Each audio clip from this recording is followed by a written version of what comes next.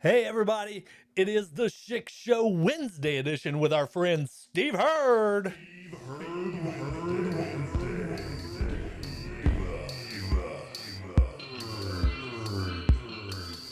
It's Steve Hurd Wednesday on Wednesday.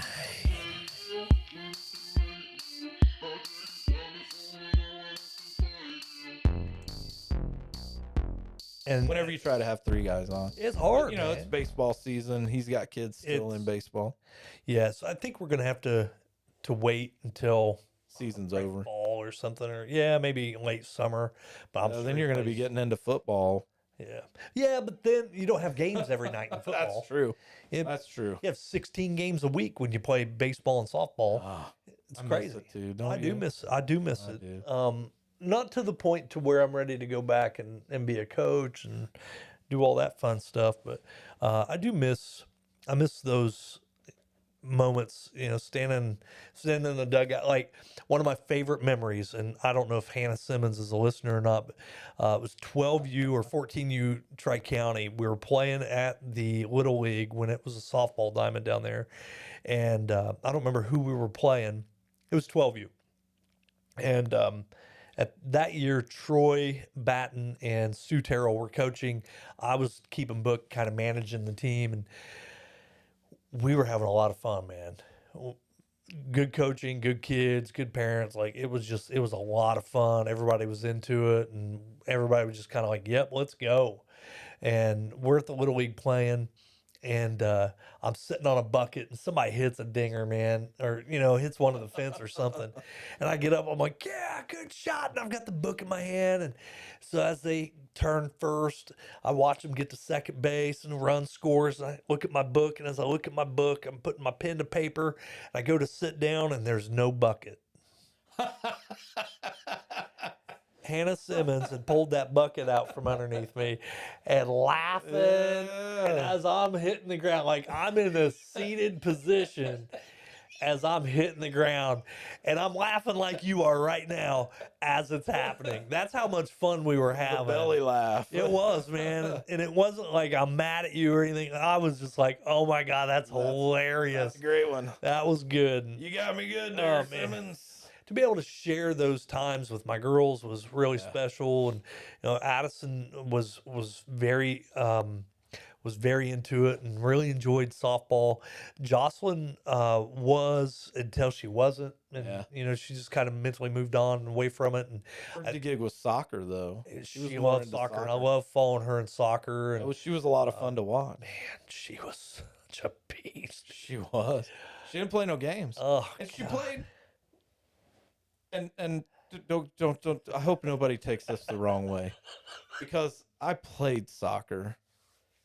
She played the one position that I hated. Yeah. Because I always felt like there was no action back there. There was nothing to do. But man, did she play it She went after well. it, dude. I had a newfound respect because Alexa never did soccer. Matter of fact, we took her out I have pictures of her when she's 4 or 5 years old doing little standing on her head and behind in the air and just standing there with the butt in the air and the head on the ground. And so we were like, all right, this is obviously not for you. You're not interested at all whatsoever.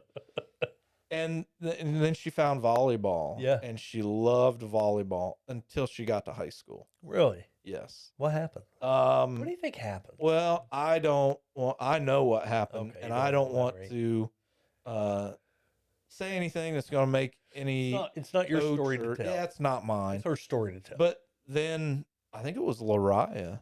Mm-hmm. Lariah Lytle was like, "You need to come out for soccer." Yeah. And she was like, "I don't want to run up and down the field and do all that stuff." And she did. And she loved it. Man, she loved playing soccer. I love watching those kids play soccer. I did too. Mariah was another one that was just, man, you talk about a lot of attitude. Yeah. You had her on the offensive end with loads of attitude, Jocelyn on the defensive end with loads of attitude, and just ready to run somebody over just get in the way. Just get in the way. Wait a second. Was it Jocelyn that took that girl out and like she left like with her shoulder wrapped up one year at an away game. I can't remember if it was Jocelyn or maybe it was Grace Simmons, but whoever it was, I mean, just bulldozed Buddy. this girl. I'm telling you, there was some beasts. The- People, Caitlin Clark has definitely changed women's basketball for the better. Sure. And I've heard, and I don't know because I don't keep that well of track of it, but I've heard that the Indiana Fever is sold out Yeah. for like half the season now. I think it might be more than that. Maybe now. Yeah. And I heard this like They're selling upper couple deck weeks after tickets for the first time. Yeah.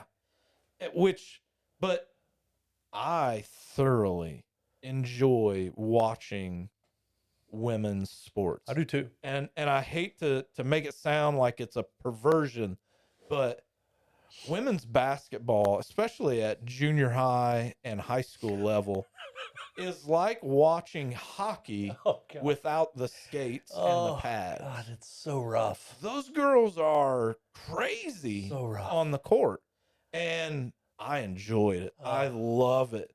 And the fact that the referees don't necessarily call all the fouls, because if they did, the games would last 4 It would be hours. forever. Yeah. But Yeah. I mean, and you've coached, you've sat on the side. I really enjoyed coaching that age group of kids in They're a basketball. lot of fun. I'm not a basketball coach. I was always thankful for Gary Roten. Oh yeah, You know, Gary. Gary gave a lot of great insight and helped coach the basketball side of things. Right.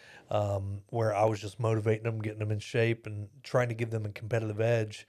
Because they weren't the most talented. They weren't the kids that were going out there and shooting 1,000 shots, Didn't have a to be. summer. But they were going out there and competing on a night-to-night basis, and it was a pleasure to coach a group of kids that were willing to literally bleed for each other. Yeah, absolutely. We would have practices where kids were just screaming at each other. I had a girl walk out of she walked out of the practice, walked out the gym, and there was, "Where's she going?" I said, "She's going to cool off.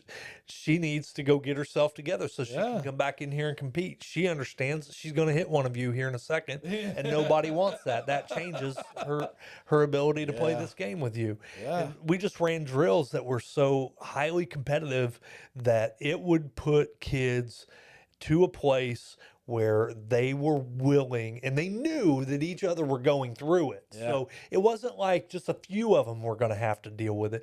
So we ran this drill, and it was a completely made up drill. It was something that Gary brought in and talked about that a guy used to coach over at Jay County, then went to Huntington North. He's a local dude. He's married to one of the Gothrop girls. I can't think of his name right now, but he's a well-known coach, well-respected coach. And he used to run this drill in practice where it was no holds barred, there was no inline, there was no out of bounds.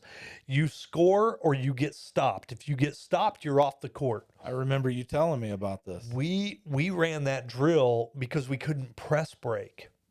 And I wanted the girls to have the mental ability, kind of that suffering thing that I Yep, was talking about. I wanted them to suffer more in practice and to be frustrated more in practice than they ever Yeah. could possibly be out on the court. And so we would have 3-on-3-on-3-on-3. So depending on how many I had, sometimes I had 9 girls at practice, other times I had, 8 or whatever, but it was typically 3-on-3-on-3. And it was an inbound drill, and you had to get it across the line. Offense couldn't break any rules. Defense didn't have any rules. Oh, There were how kids many getting, black eyes did you have? I don't know that we had any black eyes, but a lot of bruises. There were a lot of kids getting thrown up against the wall and, Yeah. like grabbed, and there was shirts ripped, and Oh my. like it was rough. I can remember Grace Marshall was so mad one night. Just screaming the top of her lungs, pounding the basketball, and I'm like, there it is. That's what I There want it to is. see.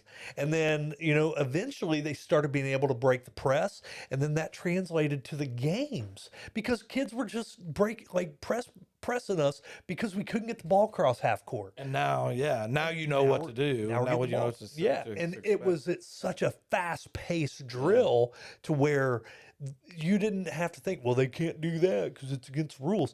They were going to do that. Yeah. And now you've got to get through it to win the drill, because if you didn't win the drill, you had to go do burpees while the next team came on. So defense, you came in on defense, you had to win to get onto the offense. Yeah. Offense, if you lose, you're doing burpees. And then the third team would come in and they were on defense. And there was times towards the end of it where I would put what my starters were, and air quoting starters. We had 7 kids that could start at any given time.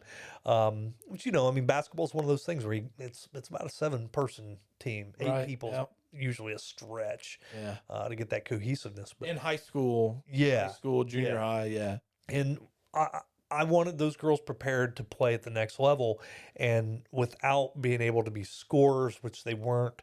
None of them were like natural scorers. Right. They had to have different skill sets for us to be competitive, and that was how we did it. We fought in practice. That's like the going up, Michael Jordan going up against the 89-90 Detroit Pistons. Right. And I watched videos. There was no rules. There was no rules, and they, of course, you'd get called for. Now there's no rules for offense. But I remember back in those days when you did play basketball, if you were going to foul, the other team better not make a basket. Right. You can let them shoot their 2 free throws. Right. Because the chances of them making all of their free throws throughout the night was not very good. Right.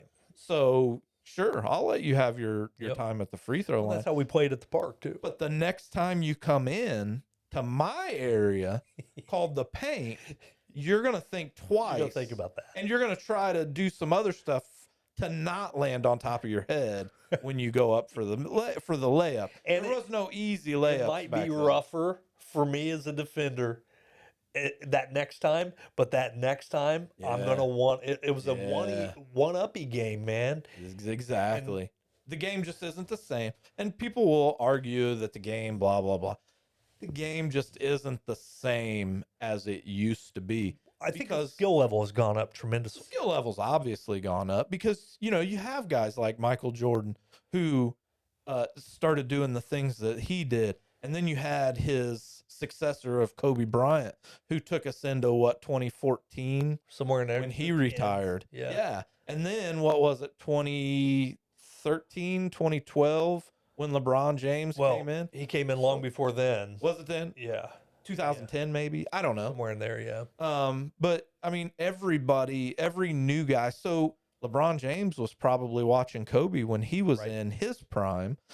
Kobe was definitely watching Michael Jordan when he was in his prime. I mean, Kobe, I don't know if you know this, but his dad played for the Philadelphia 76ers. And he used to, as a high school student, he used to practice with those guys. And he was so good. That's how he was able to skip the 2-year minimum college, because he was already practicing with these guys and was doing things with them that they couldn't stop. So if you have a guy that can't be stopped by pros, then he obviously deserved that. If you look at the skill level of the big men now, and this is where the whole Zach Edey thing would come into play, and I don't want to get into a huge discussion about it, but I think there is a definite change in the skill set where you've got a Larry Bird who brought a ability to handle the ball and pass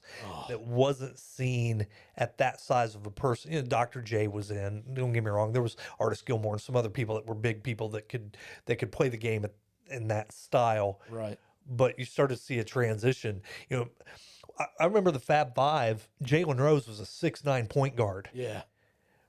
And that blew us all away. What? Chris Webber. A 6'9" point guard. Yeah. All 5 of them are 6, 7, 8, 9, 10. Yeah. What? This is crazy. Yeah. We were going nuts. And now. One mistake. Right. One mistake. Hey, let's just take a timeout right there, Steve. the opportune Now time. tell me that you're not a Michigan fan. You know, I enjoyed watching the Fab Five. They were fun to watch. Yeah. I'll give you that. Yeah. But I guess, you know, when you look at the skill level of players now, there's not just a few people that can do the things that were being done. The athleticism of it, Sure. Yeah. you know, that Michael Jordan brought to the table. Yes. That is the norm. Yes. The athleticism part. Yes. I'm not talking about the mental part of the No, game. uh-uh. Not talking about practice. No. But Yeah. talking about the game. The athleticism Yeah. of the game has changed. Way different. And I mean, you have what? You got 7-footer LeBron shooting James- threes, dude. Yeah, LeBron James is 6'9" Right. and can play just about any position on the court. Man, I'm telling you. If, Jokic, is that hold on. Luka? Let's just think for a second. Let's talk LeBron. Had he grown up in West Texas, Would he be a football player? would he be playing basketball? He would have played basketball, Cleveland, right? Cleveland. He did. Imagine if he grew up in Indiana, he'd probably be even better Of course, than what he is now. 100%. But if he grows up I in might Texas, actually like him then. I've made this argument about Usain Bolt as well. Had Usain Bolt not grown up in Jamaica and he grew up in West Texas, Would he not who's be the the greatest greatest receiver? ever Randy to play the Moss game? would have had a legit challenger. Oh yeah, I mean, especially if he would have been a safety or a cornerback. Randy Moss may not be a Hall of that's Famer it, right man, now. I'm telling you, because they're around the same age. I'm just saying, like, the Yeah. environment we grow up in is True. certainly a big influence and impact in what we turn out to be. And we started out this conversation talking about how just circumstance changes Oh, yeah. one's I'm outcome. glad you can circle it back because I forgot what we were talking Oh about. man, I'm totally thinking about We were Ryan talking about Reed last right now. names, is what we were talking about. I know. Well, I'm talking about Ryan Reed, which was what we started talking about way a long time You even ago. took it farther did. back. Yeah. And those different episodes that I've had on the Yeah. podcast, which is what we originally Yeah, sat that's down what to we talk were about. supposed to be That's talking about. how you bring it back. I'm glad you brought it all back. You know, it is something I did as an educator too. I would get into these, and I'm sure I don't know if your kids would come home and tell you about the different things we would have conversations about in class, but I would always bring it back Yeah. to the topic of that day in class, and it, you know, whether it be about the American Revolution or westward expansion or whatever it might be, we always brought it back so we could go as far as we just went. And you would always bring it back. Always bring it back to, you know, what if Johnny Ringo dad hadn't stepped off the wagon and blew his head off on their way out west? Yeah. You know, would we know who Johnny Ringo is now? And the kids would look at me like I'm dumb. Who's but, Johnny Ringo? right? And he's from Indiana. Did you not know that? He's from Greens Fork over by Richmond. And Yeah. uh, I mean, where would we be without John Dillinger? right. I mean, listen, those people create a sensationalism about how bad someone can be. Yeah. We all love Tony Soprano from The Sopranos because there's a part of us that wants to be Tony Soprano. Yeah. There's a part of us that wants to be the villain, the bad guy. Just listen to people talk. I said it earlier when I said I hate that guy. When you were talking about the runner, nope, I don't hate that guy. I said it right here. Nope, I don't hate that guy. I'm impressed by that guy. I'm glad he's a good runner. But there's a part of me that wants to kick him before we get started and roll his ankle so that I can beat So him. that you have a somewhat of a shot. Right. Because you could break that guy's ankle and he would still run a Right. 10-minute mile.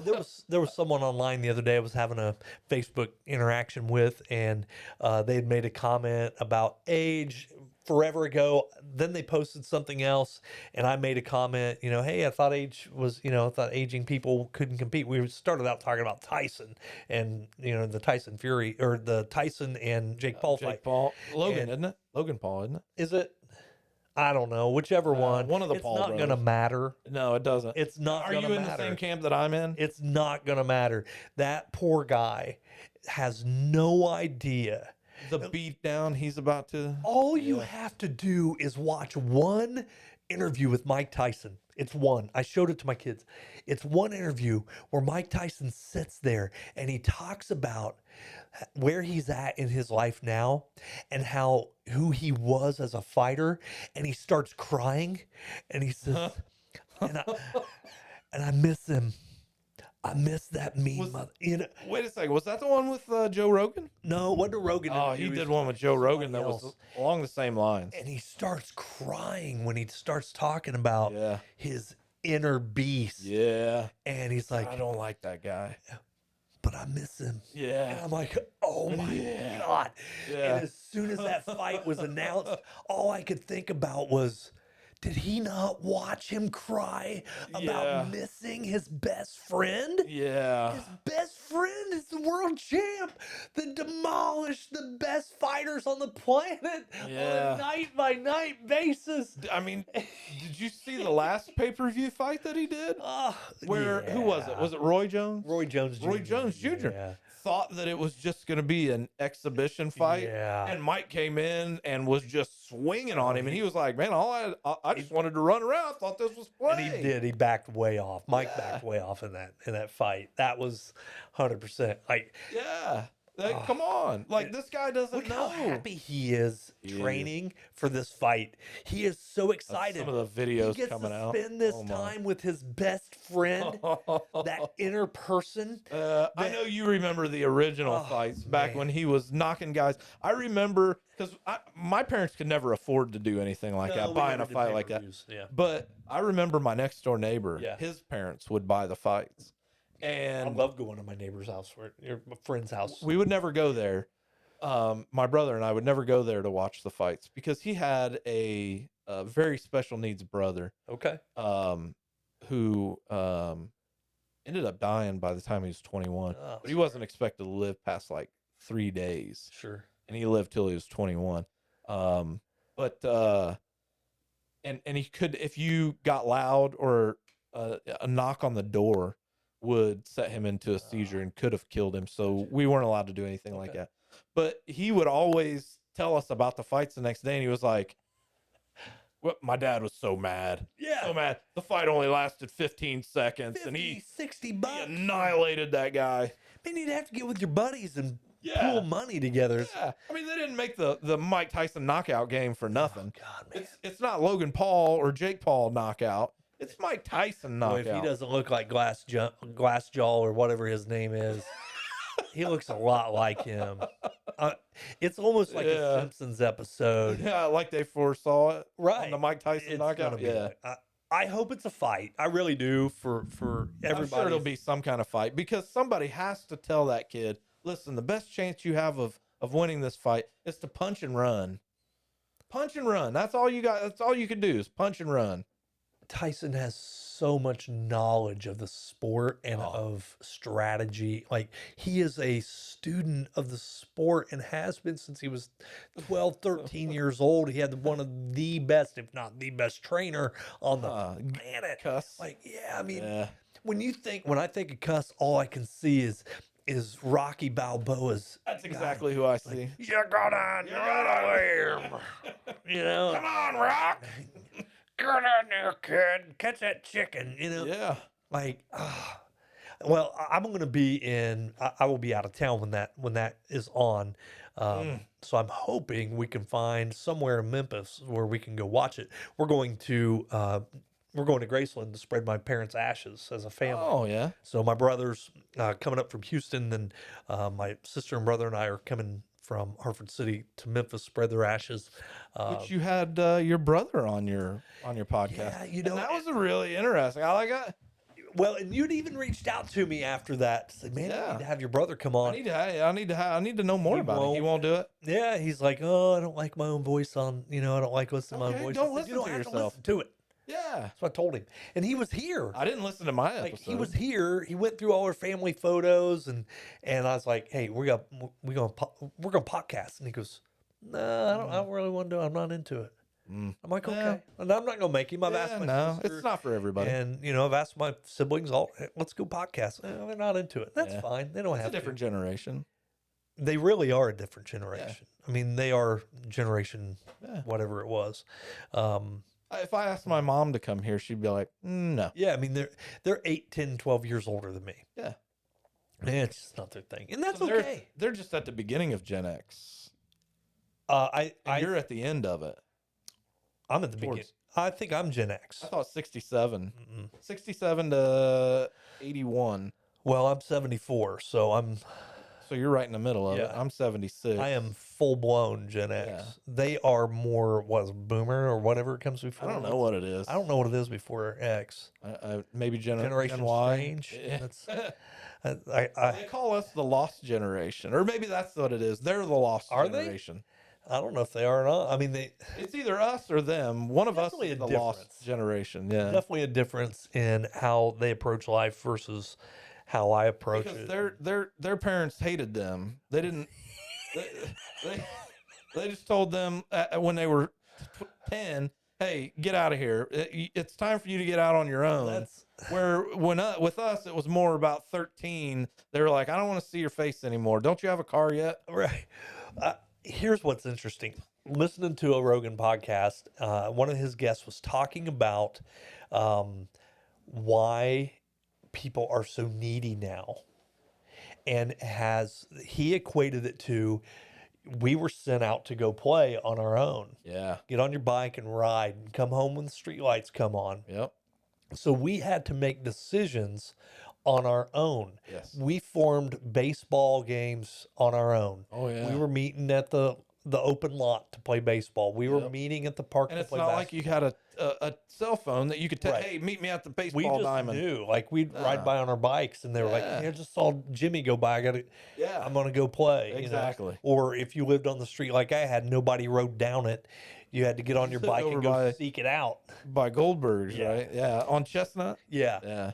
it's a pond now. I haven't been over there. It's a pond. The last time man. I was over there, it was a row of houses that were all getting ready to get torn down they're because gone. Goldberg bought them all. They're gone. I think the whole street now is his. Wow. But so that's the difference. We had to self-manage. Yes. We had to self-litigate. We had to make our own. Yes, definitely. We We had- called our own fouls, which Right. if you were a sissy and called a foul, then you got heckled for being a Right. sissy. Yeah, but you know what? Sometimes I do that just to make sure that other person knew. That's the Yeah. kind of foul you Look, call.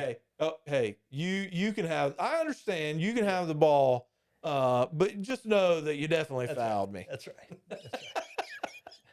You'll know when I foul you. Yeah. Uh-huh. You'll know it. Oh, believe me. I'm not gonna. I didn't foul unless there was blood, and that was so in Marion, which is where I grew up. We Right. had Charles Mill Park, which Yeah. is down by the dam, and if you've never watched any, and they still play basketball to this day down Yeah. there, and if you don't know, I mean, we had like people lining the courts. Oh, that's And it who would, the I park mean, here. as soon as you got there, it was, "Hey, who's got next? It's this team, then Yeah. it's this team, this team, Hours and you away. can have the next one." You were hours away. All right, what are we playing to? We're just playing to 10. Yeah, Okay. and you were hours away. And from it's a getting on the full court basketball brawl. brawl. Yeah. Yeah. So much fun. And you know, people I hate the whole thing of, well, racism and whatnot. No, I was down there playing with black people. I was down there playing with Hispanic people, and the only race that I can't ever remember playing against was Asian. Never played against any Asians because they were too smart. They were back there doing their homework and getting their schoolwork done. I'm not joking. I didn't know very many in Marion. I don't but know the that ones there's that I that big did. of a- Is there much of a population, an Asian population in Marion? There wasn't. I don't know about now, I but mean, the It's a Kataro growing Makino. population. Kataro Makino is a doctor now. He wasn't down there playing basketball. He was studying so he can go make money. Exactly. Yeah. While He you're didn't- breaking your back. Yeah. What do you know? I don't want to play basketball. And he used to say he played the flute in the band, and he's a doctor. So Who's I mean, dumb when now, I say Steve? that, I'm thinking directly of Kataro Makino. Okay, I got you. And that's it. And I'm not making that name up. That is his name, Kataro Makino. Love the kid. He was amazing. Smart. Wicked smart. Yeah. But Well, there was different cultural, norms. Yeah. I had talked. I was like, "Hey, why don't you come out with it?" He was like, "No, my parents won't Apparently, let there me." ain't no way my parents No. let me come out. And exactly because there's that culture. They didn't come from communist China or To the watch a kid emperor of play Japan. basketball in the Yeah, to watch my kid local play park. basketball. Like who's the kid that plays for Nebraska? That dude is. Oh my God, the shooter! Holy moly, That guy is amazing. dude's like But throwing it up there and yeah, just walking away. yeah. I seen a lot of girls doing that same thing in high school, and I always thought, man, what a lucky shot. It's not luck. No, They're actually there's they time. know what they're doing. They just make it look stupid. So, but anyway, we played. I played basketball with everybody. Yeah. It didn't matter. I'd be 16-year-old Steve Hurd down there playing with 28-year-old Whoever. Denzel Washington. Yeah, I mean, It didn't matter. We didn't Yeah, care same as thing. long as we were able to play basketball. there were men playing at Hoover Park that had so much back hair, Oh yeah. and when we'd play Oh, yeah. shirts and skins, Oh, I hated it. oh my Yep. God, it was so disgusting. Oh yeah. And there were a couple of them. I was like, dude, y'all got to be on the same team because if not, you're going to defend each other and get stuck like Oh. Velcro. It's going to be so disgusting. A guy named Larry I Brown love and it. Scott. God, man, Scott, I'm so sorry, dude. But Uh, those two guys were the hairiest people I knew in my life. And if they had been on opposite teams, they'd have been stuck together. And we may have never gotten them apart. no. It was Velcro. See, and